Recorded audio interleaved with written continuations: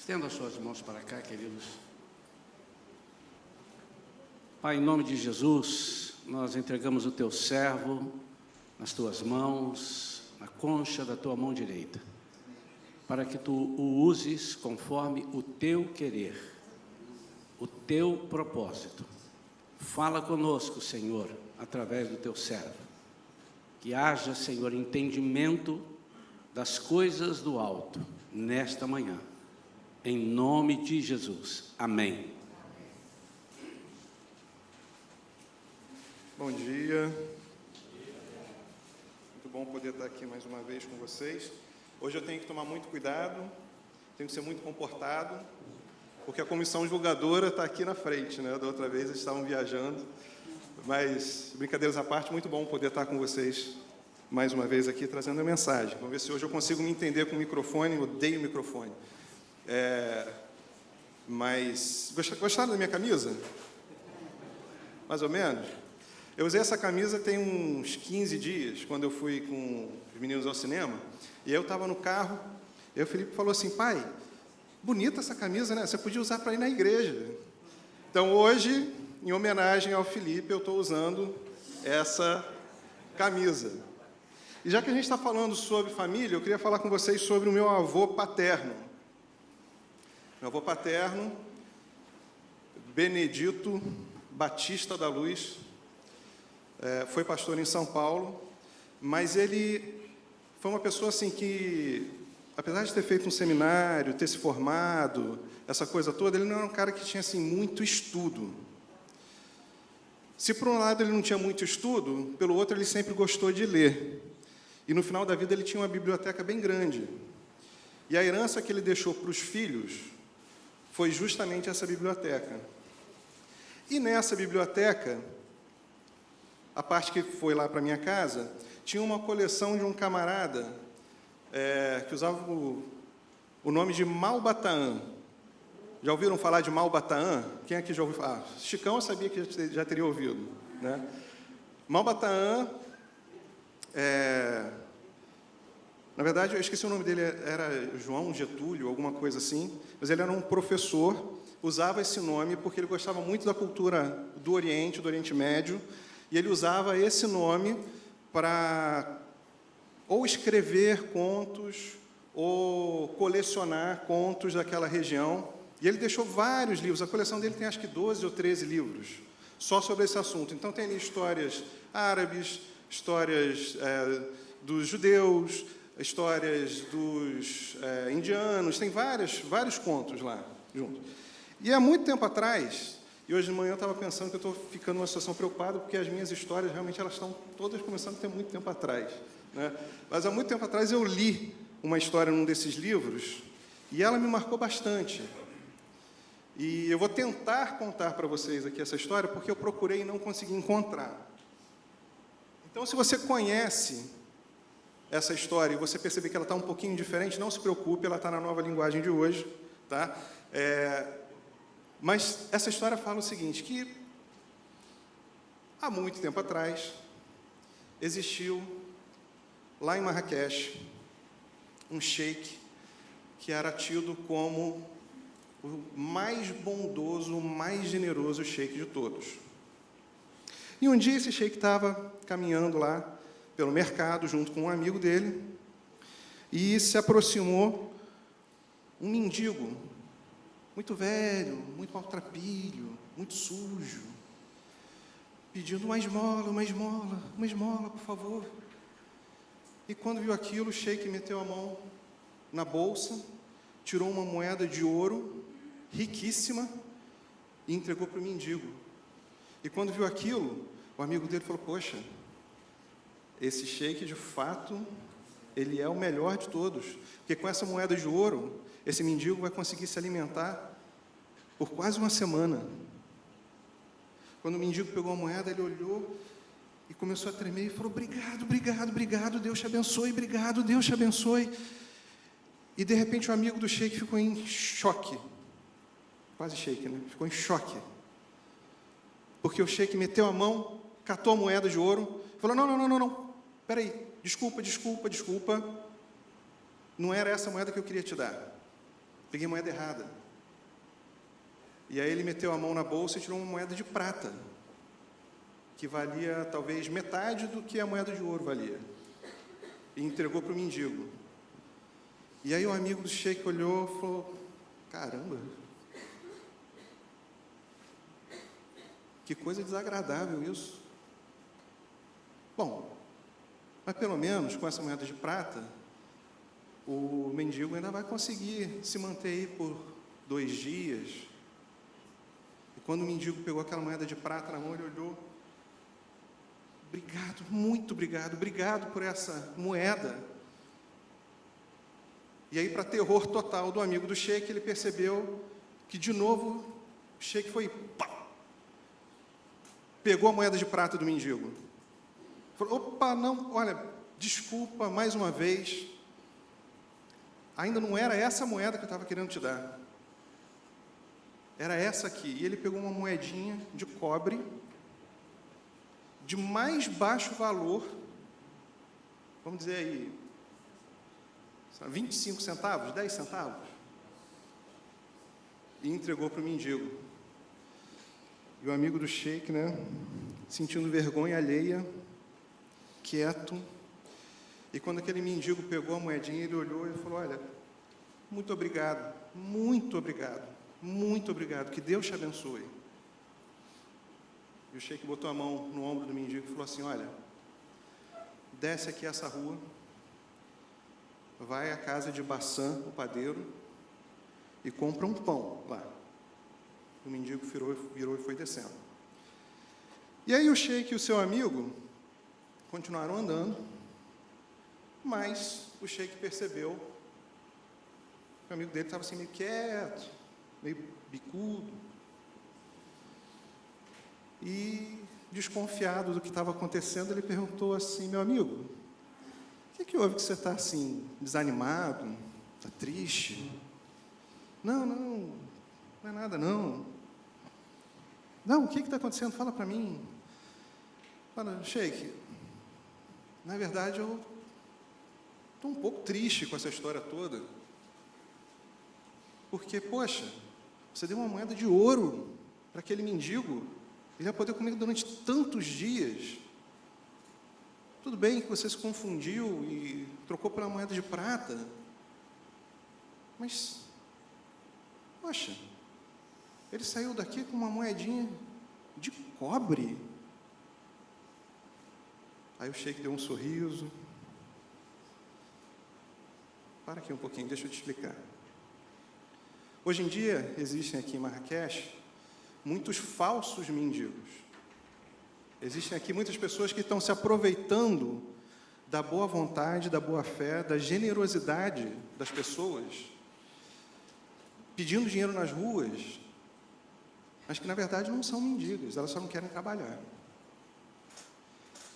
Quando esse homem chegou perto de mim, eu precisava conhecer que tipo de pessoa ele era.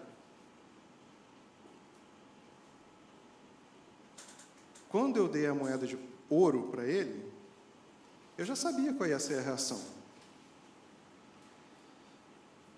Quando eu troquei pela de prata, eu queria ver o que ele ia fazer. E se ele tivesse reclamado comigo, falou: poxa, você me deu uma de ouro e agora está trocando por uma de prata, eu teria devolvido a moeda de ouro para ele, e ele iria embora com a moeda de ouro e a moeda de prata. Mas ele não reclamou. Ele continuou sendo grato. Aí eu fiz o segundo teste. Troquei a moeda de prata pela moeda de cobre. E se ele tivesse reclamado, eu teria devolvido a moeda de prata, a moeda de ouro, e ele teria saído com as 3 moedas. Mas ele não reclamou. E porque ele não reclamou, eu mandei ele comprar um pão lá na casa do Bassan.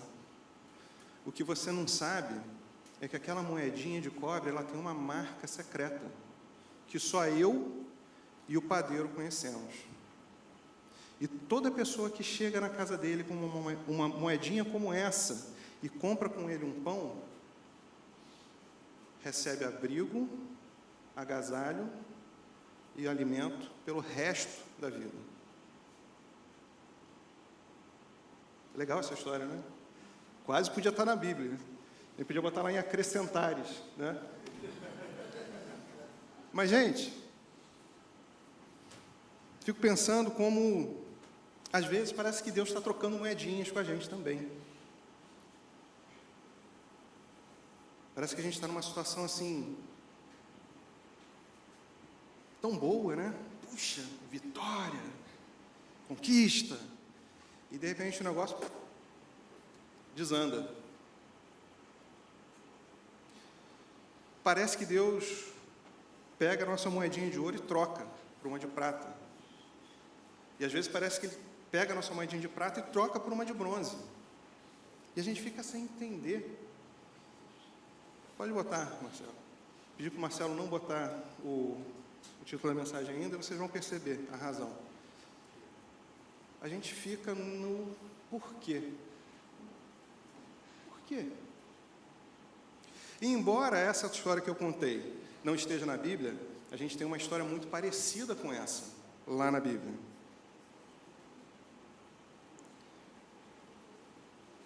Gênesis 37:2, e eu acho que algumas pessoas vão ficar surpresas com isso. Rendel ficou. Né, Rendel? Dessa vez eu fui também camarada com o Rendel, não deixei ele cozinhando a semana inteira. O que é Gênesis, a partir do capítulo 37, né? Um intervalo pequeno. 37:2a é a primeira frase, né? Esta, portanto, é a história da família de Jacó. Rafael, você vai falar sobre José? O pastor falou sobre José domingo passado, você está doido? Na verdade, eu falei com o pastor sobre isso, né? Na hora depois da cantina, eu falei, pastor, ótimo, só que o senhor quebrou as minhas duas pernas, porque eu ia falar sobre isso domingo de manhã, né? Ele falou, não, de jeito nenhum. E é verdade, a palavra de Deus, ela é rica, né? E uma mesma história, uma mesma passagem, pode trazer vários ensinamentos para a gente. Eu quero ver uma coisa um pouquinho diferente do que o pastor abordou no domingo passado. Mas a gente tem a história de José. E eu não vou ler toda a história, porque são vários capítulos, tá? Mas ele queria começar com esse versículo, né? E o versículo 3, ele diz que Jacó amava mais a José do que a todos os outros irmãos. E eu quero que você pense na situação de José. José papai rico, José tem do bom e do melhor. Além de ter do bom e do melhor, José é o preferido do papai. Concordam comigo que ele está vivendo uma situação de ouro na casa dele? Tudo do bom e do melhor. Só que acontece uma coisa.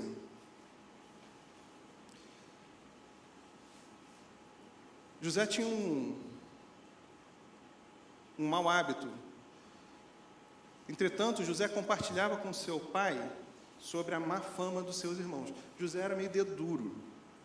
Adorava contar o que os irmãos tinham feito de errado para o pai.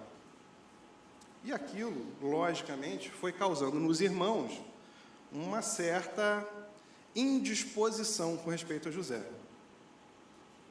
E chega a ocasião em que o pai manda José trazer notícia dos irmãos, que eles estavam apacentando os rebanhos num lugar longe. José vai. Quando ele está chegando, o que os irmãos fazem? Prendem o José, jogam no buraco e planejam matar José. Só que no meio dessa confusão toda, Judá fala assim, olha só, se a gente matar o Zé, o que a gente ganha com isso? Nada. A gente se livra dele, mas fica por isso mesmo. Estão vindo ali aqueles midianitas, aqueles mercadores midianitas, vão fazer o seguinte, vão vender José para eles, porque a gente se livra do problema, ainda vai para casa com uma graninha no bolso. E José preferido da casa do pai, que vivia no bem bom, numa situação premium, uma situação gold, situação de ouro.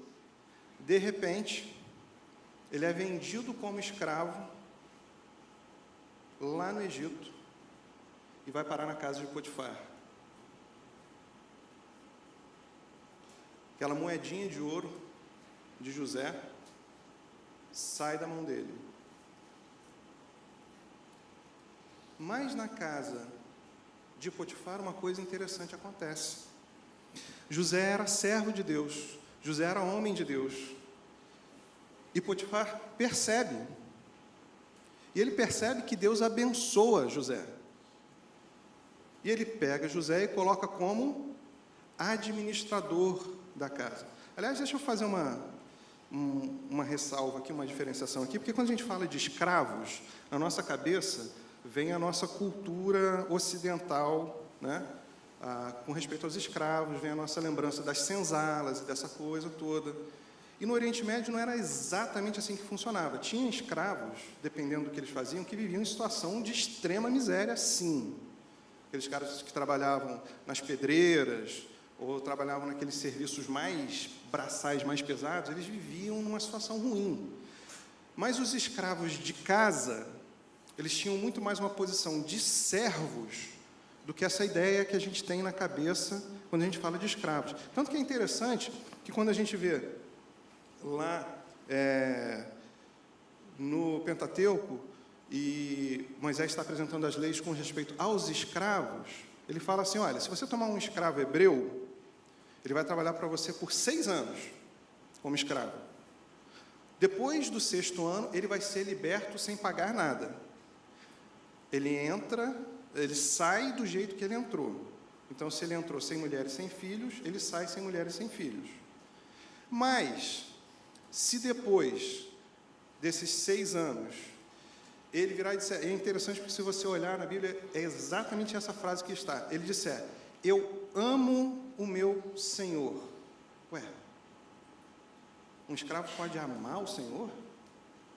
Pode, porque as relações eram diferentes. Não eram essas relações que a gente está acostumado a ver aqui no Brasil, por exemplo, né? Então, um escravo na casa, ele tinha uma certa liberdade, ele podia possuir coisas. No Egito, na maioria das vezes, os escravos não eram vistos como mercadoria, eles eram vistos como seres humanos e tinham uma série de direitos ali, apesar de escravos. Eles não tinham a liberdade, eles pertenciam a uma pessoa, mas eles tinham uma série de direitos também. E José se torna escravo de Potifar, e, de repente, a situação de José já não é mais tão ruim assim. Estou como escravo aqui na casa de Potifar, mas estou tomando conta das coisas. Quem cuida da conta do banco sou eu. Quem paga internet, Sky, sou eu. Quem vai lá no Sam's Club fazer compra sou eu. Está ruim, mas não está tão ruim. E José vai vivendo ali uma situação de prata, como uma moedinha de prata. O grande problema de José é que Potifar era casado. E a Bíblia diz que José era um cara bonitão, assim, charmoso. E a mulher de Potifar, de repente, Zezinho aí, ajeitadinho ele. Zezinho aí, menino bonito, inteligente. Começa a crescer o olho no José. Eu tenho um amigo que diz que depois de muitos estudos teológicos, ele conseguiu descobrir que o nome da mulher de Potifar era Patifona. E a Patifona cresceu o olho em cima do José e começou a cercar José dentro de casa. José, chega aqui, vem conversar comigo, estou tão sozinho. E o José, né, só pula para lá, pula para cá, pula para lá. pula para cá. Só que ela não desiste. E um dia ela manda todo mundo embora, deixa só o coitado do Zé em casa, e ela tenta dar o bote literalmente nele. Tanto que ele sai correndo e ela agarra na roupa dele e ele sai peladão, fugindo, né? E, gente, se tem um negócio que é complicado nessa vida, complicado demais, é mulher rejeitada. Ô bicho traiçoeiro. Mulher rejeitada. Agora você imagina a situação da mulher do Potifar. Ela é a dona da casa. Potifar era um alto oficial do governo de Faraó. Não devia ser uma mulher feia. E, de repente, aquele escravozinho hebreu vira para ele e fala: não quero nada contigo. E prefere sair correndo pelado a ficar junto com ela. Ah, não. Ah, não, mas isso de jeito nenhum. E ela faz uma outra armação, agora, para derrubar o José. E quando... Primeiro, o que ela faz? Ela chama os empregados, né? E fala assim: ó, tá vendo esse cara tão bom aí, que vocês acham que ele é? Olha o que ele tentou fazer comigo. Estava aqui, distraída. Se eu não fosse uma mulher tão virtuosa. E eu consegui me desvencilhar, e está aqui a prova. E quando Potifar chega em casa, a mesma coisa, né? Lágrimas, lágrimas. Ah, Potifar, esse menino que você acha que é tão bom. Agora você imagina a cabeça do Potifar. Caramba, confiei nesse menino. Caramba, botei ele como o administrador da minha casa. Eu não sei nem quanto que eu tenho no banco, porque é ele que vê. Eu não sei nada. É ele que toma conta de tudo. E esse cara faz isso comigo. Caramba! E Potifar pega José e manda ele para a prisão. Agora, pensa a cabeça do José.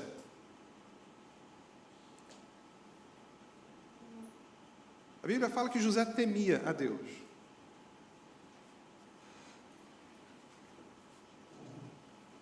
José já tinha sido vendido, já tinha sido arrancado da casa dos pais. Já tinha sido vendido como escravo para o Egito.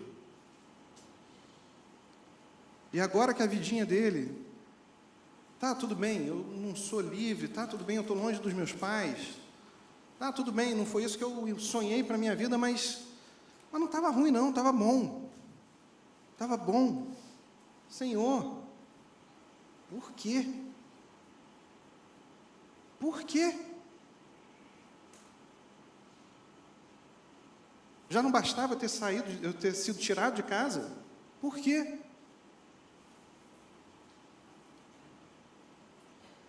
E José vai parar na prisão. E a moedinha de prata de José é trocada pela moedinha de cobre. Porque prisão é prisão. Prisão não tem graduação assim, 4 estrelas, 5 estrelas. É tudo menos estrela. Prisão é prisão. E você imagina a prisão no Oriente Médio, há, 3.000 anos atrás, sei lá quanto tempo, as condições daquilo lá. Mas Deus era com José. E lá naquela prisão, o carcereiro, o chefe, começou a perceber: esse camarada é diferente.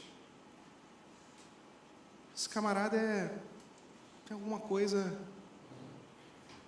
E ele começou aos pouquinhos ir delegando coisas para o José, delegando coisas para o José, delegando coisas para o José, e de repente, José se torna o administrador daquela prisão. Ele se torna o chefe daquela prisão ali. E um dia aparecem lá o copeiro do faraó e o padeiro do faraó. Os dois têm um sonho muito parecido, né? Só que José interpreta o sonho de um, do padeiro, fala, olha, infelizmente você vai morrer. E o copeiro, na verdade, primeiro ele interpreta o do copeiro, né? Fala, olha, daqui a, não lembro, eram 3 dias, né? Eram 3 dias, daqui a 3 dias o faraó vai te chamar. E aí você vai voltar para o palácio, porque ele percebeu que você era inocente. Agora, quando você voltar para o palácio, dá uma palavrinha com o faraó por mim. Porque eu estou aqui injustamente. Eu fui preso injustamente. E o copeiro, com a notícia boa, não, claro, Zé, pode ficar tranquilo. Pode ficar tranquilo. Quando chegar lá, eu falo com o faraó. Aí o padeiro se empolga, né? Não. Se o sonho do copeiro foi esse, então eu vou contar o meu. E aí ele conta o dele e fala, ó, sinto muito, mas daqui tantos dias o faraó vai mandar matar você. E acontece exatamente isso. Dali 3 dias o faraó manda chamar o copeiro, e o copeiro volta para o palácio, e eu imagino o coração do Zé como é que fica, quando o copeiro vai, né? Zé, estou indo, hein? Tamo junto, hein? E Zé... E aí o Zé vai dormir aquela noite e fala, caramba, finalmente, né? Vou sair daqui. Minha vida agora vai entrar nos eixos de novo. Obrigado, Senhor. E passa um dia e nada. O Zé, que ele chegou ontem, e aí deve ter tido que botar todo o serviço em dia, e foi muito corrido, de repente ele nem se encontrou com o faraó, mas hoje ele fala com o faraó, né? E passa mais um dia e nada. Aí,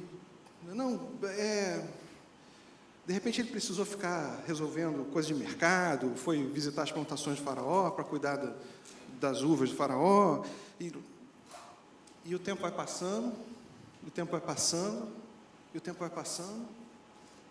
e o copeiro simplesmente esqueceu de José.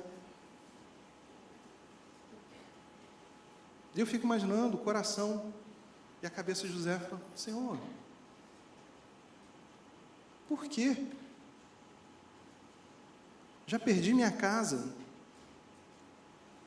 estava bem lá na casa do Potifar, tudo bem, aqui eu sou chefe, mas quero minha liberdade. O Senhor me deu o dom de interpretar esses sonhos, eu falei o que o Senhor me mostrou, aconteceu, pedi para ele se lembrar de mim, e ele esqueceu. Por quê? Por quê? E o tempo passa, até que finalmente quem tem um sonho é Faraó. Todo mundo conhece essa história, né? Sonha lá com 10 vacas magras, 10 vacas gordas, 10 vacas magras, 10 espigas gordas, 10 espigas magras. E o Faraó fica doido com aquele sonho. Gente, mas que negócio é esse? E ninguém sabe interpretar aquele negócio ali. E quando ele está falando, de repente, lá no fundo da cabeça do copeiro, começa a brilhar uma luzinha. Cara, tem o José lá na prisão, esqueci dele. Tem o José lá na prisão. Faraó, tem uma pessoa lá na prisão que aconteceu isso, foi assim, e foi do jeito que ele falou. O Faraó fala, manda buscar esse menino. Já não é mais um menino, né? Já é um rapaz a essas alturas. Ele conta os sonhos, José interpreta. José não só interpreta, mas ele diz, Faraó, então o negócio é o seguinte, aproveita que vai ter esse tempo de fartura e vai juntando comida aí nos celeiros, grãos, coisa e tal, porque na hora que chegar a fome, está todo mundo bem, todo mundo tem o que comer.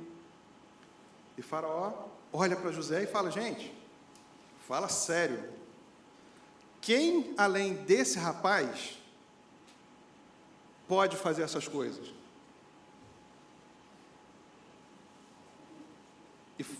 E José é colocado agora como governador do Egito. E eu fico olhando para a nossa vida e fico pensando, cara, às vezes a gente batalha tanto por um emprego, faz 127 concursos até conseguir ser aprovado. É aprovado. Aí passa num emprego, aqui no Rio de Janeiro, chega a crise, você fica 6 meses sem receber salário, porque o governo não tem dinheiro para pagar o seu salário. Senhor, esforcei tanto. Por quê? Às vezes a gente está vivendo uma situação em casa, uma luta qualquer em casa, de doença ou, não sei, de relacionamentos quebrados, e a gente fala, Senhor, mas eu me esforço tanto, eu procuro ser uma pessoa pacificadora, eu oro, eu busco o Senhor e a coisa não desata. Por quê?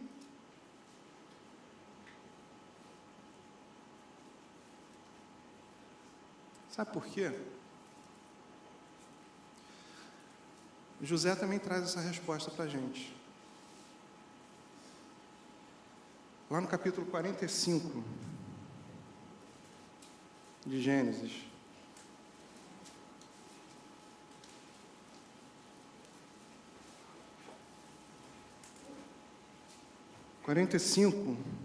Versículos 3 e 4, fala assim: Disse José a seus irmãos: Eu sou José. Acaso ainda vive o meu pai? E seus irmãos não lhe puderam responder, pois eles estavam conturbados com a sua presença. Estava todo mundo morrendo de medo. E deu ruim. É o José. Agora ele vai se vingar da gente. E qual que é a continuação da fala de José? Agora, pois, não vos entristeçais, nem vos ireis convosco mesmos, por terdes me vendido para cá. Pois Deus me enviou adiante de vós para preservar a vida.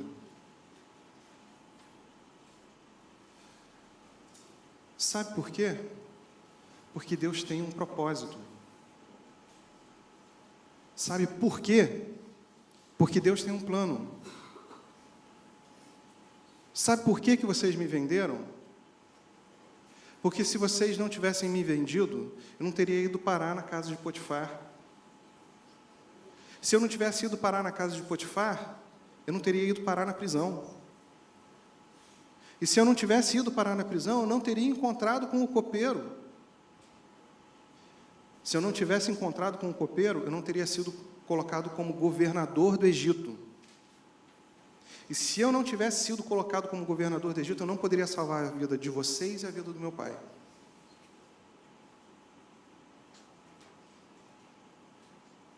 Sabe por quê? Jó 42, 5.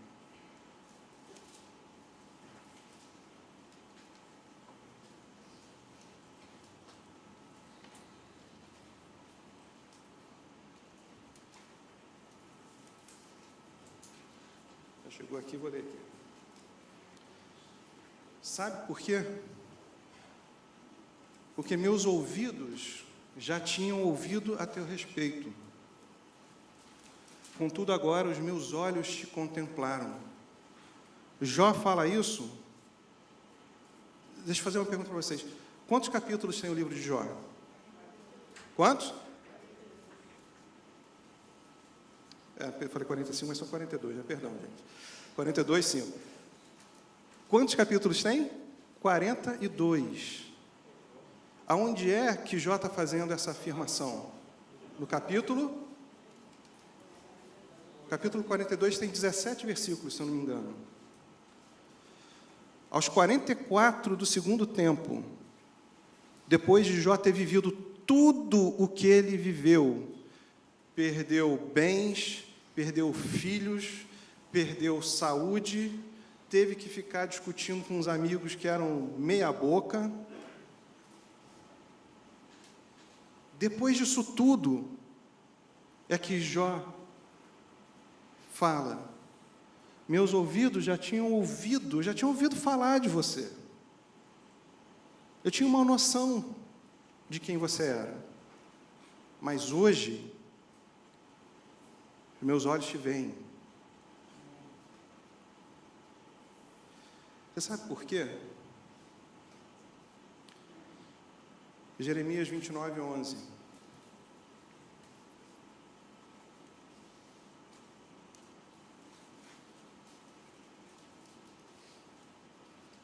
Porquanto somente eu conheço os planos que determinei a vosso respeito, declara Yahvé. Planos de fazê-los prosperar e não de lhes causar dor e prejuízo. Planos para dar-vos esperança e um futuro melhor. Você sabe por quê? Porque Deus tem um propósito. Quem aqui já assistiu Busca da Felicidade, ou Procura da Felicidade? Aquele filme com Will Smith, né? E a gente vê aquele filme e a gente acha o máximo, né? Nossa, que história de vida! Que cara vencedor! Mas pergunta para ele se na hora que ele estava dormindo no banheiro do metrô com o filho, se era nossa! Pergunta para ele se na hora que ele tinha que dar de comer para o filho e ele não tinha dinheiro, era nossa! Pergunta para o José se na hora que ele estava no fundo do poço era nossa!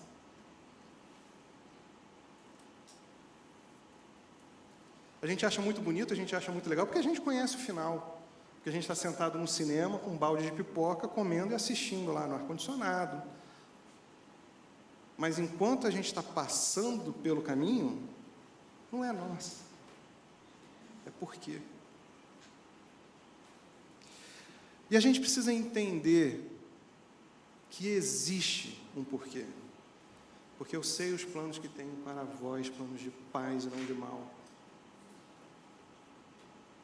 Porque foi para isso que Deus me mandou antes de vocês, para preservar a vida. Porque hoje eu te conheço porque os meus olhos te veem, e não só de ouvir falar.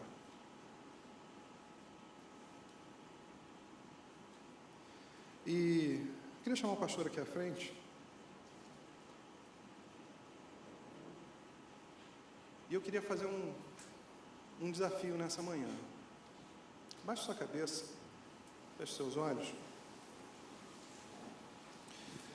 E eu não sei se hoje de manhã tem alguém aqui perguntando a Deus: Deus, por quê? Não estou falando de lutas simplesmente, porque lutas todos nós temos todos os dias. Só está vivo para ter luta. Mas talvez você venha lutando com alguma coisa para a qual você tem dito: Senhor, não estou entendendo. Senhor, por quê? Senhor, por quê?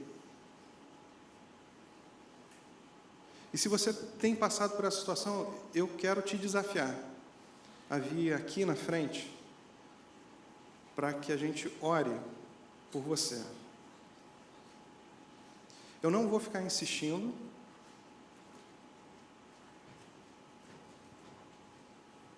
mas ao mesmo tempo eu não quero que, se você está passando por essa luta, você deixe essa oportunidade passar, de colocar nas mãos de Deus e dizer: Senhor, eu hoje estou entendendo que eu ainda não sei o porquê, amém, eu hoje estou entendendo, não sei ainda o porquê, mas eu sei que existe um porquê.